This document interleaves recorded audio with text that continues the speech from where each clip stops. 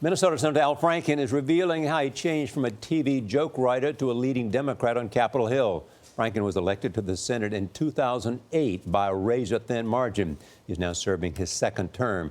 Franken's tough questioning and occasional jokes set him apart during Trump cabinet hearings this year. If there is any evidence that anyone affiliated with the Trump campaign communicated with the Russian government in the course of this campaign, what will you do? Senator Franken, I'm not aware of any of those activities. I have been called a surrogate at a time or two in that campaign, and I did not have communications with the Russians. The proficiency is if they've reached a like third grade level for reading, et cetera. No, I'm talking about the debate between proficiency and growth. And yes. what your thoughts are on them. I hope you were as much fun on that dais as you were on your couch. Well. May I rephrase that, sir? Please. Please. Please. Oh, my Lord. Oh, my Lord.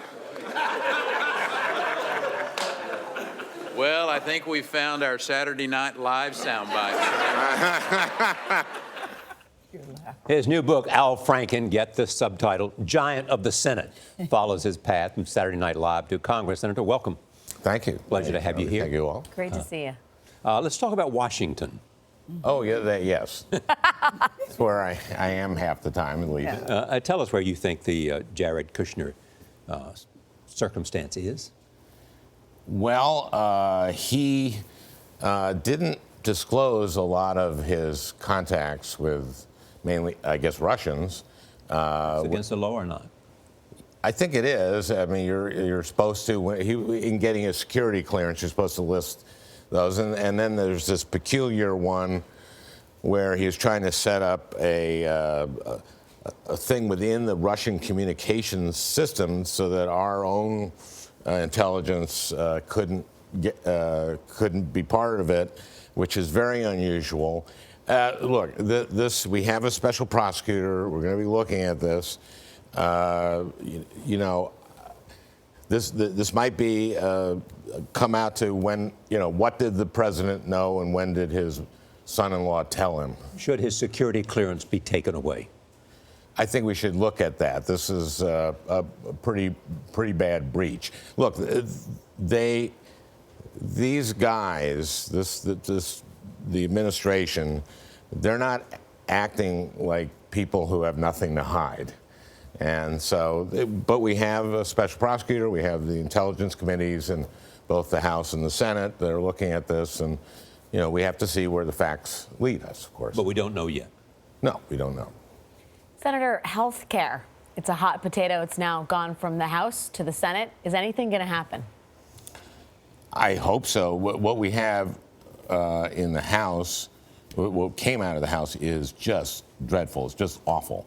I am co-chair of the Rural Health Caucus. I go around Minnesota all the time. People in rural Minnesota, all over Minnesota, but man, they are terrified and should be. This is unconscionable. $830-some billion cut from Medicaid when Trump said he wouldn't cut Medicaid at all, to pay for a $900 billion tax cut for people, the richest people in the country,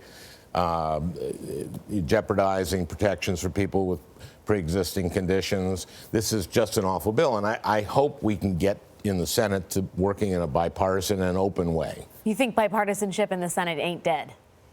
I don't think that the Republicans can do this themselves. I don't think they should be doing it by themselves. I think we can work I think we should be working in a bipartisan way on this very obviously very, very, very important issue to everybody. You know what I took from this book is how much you really like this job, how hard you work at it.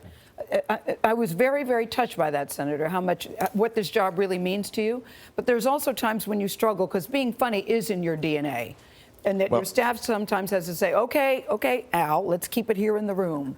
Yeah, the question, I wrote this book to answer a question I get asked a lot, which is being a United States Senator as much fun as working on Saturday Night Live? And the answer is no. Why would it be? But It's your best job. but it's the best job I've ever had because you get to do things for people. Whether my first bill, 2 weeks in, I got service dogs for vets from Iraq and Afghanistan with PTSD. I did that with Johnny Isaacson, a pretty conservative Republican from Georgia. Getting mental health for kids and in the new reform of No Child Left Behind. Those things mean stuff. But you also say the GOP and Democrats can work together. There's one of your colleagues that said there's an 80% rule, that 80% of the times Mike Enzi, both we can work together, but you said, no, really it's 64% that we can work. Well, he says that in any given piece of legislation, Democrats, Republicans agree on 80%. And you say it's 64. Well, no, I say 80% of the time we agree on 80%, so that's 64. It's a math joke. But here's one example, which comes out of the book, and Gayle was referring to it before you got here. It is that you and Jeff Sessions are friends. Yeah. Your wife is friends with Jeff Sessions' wife. Yes, She tell us knitted a more baby about blanket. that. Yeah. It's hard not to like a guy whose wife knit a baby blanket for your first Is that all it child. takes? Just a baby blanket? That's all it takes. You're easy. Ed Cruz knit me a baby That's all it blanket takes for to get my him on next your one. good side. No, but that doesn't mean I can't be tough on him. You saw that. You played that where. No, I like Ted Cruz more than most of my other colleagues like Ted Cruz, and I hate Ted Cruz. That's one of the chapters. Yeah, well, that is chapter funny. is about sort of. Ted is sort of toxic, and this is a workplace with 100 people in it. It's like a small town. And a lot of the stuff I've done with my Republican friends. You may not agree with them all the time, but I wrote a country song with Orrin Hatch, for goodness sakes. And then we went on to try to write something about getting principals to high-need schools. It is said that every senator gets up in the morning, goes look in the mirror, and he sees a future president. Yeah. When you go and start to shave and look in the mirror, you see a future president. No. Would you like to be a future president? No, I see a future 5-term senator. 5 terms? So who is the future president? Who do the Democrats have?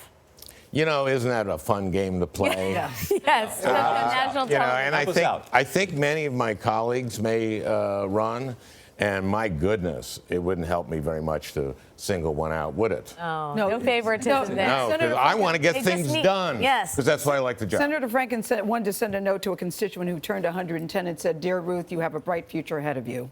Yeah, that one didn't. Your staff said, no. I talk about the dehumorizer, and it was my first note. And a woman in Minnesota was turning 110, and I went. That's why I read, "Dear, maybe Marge or Ruth, you have a bright future." we got it. It's funny, but very, very, You know, very as hard as you try not to be funny, you're still a can't comic help it. delight, Senator Franken. Oh. So thank you for your time. Al Franken, Giant of the Senate. Best title ever is on sale now.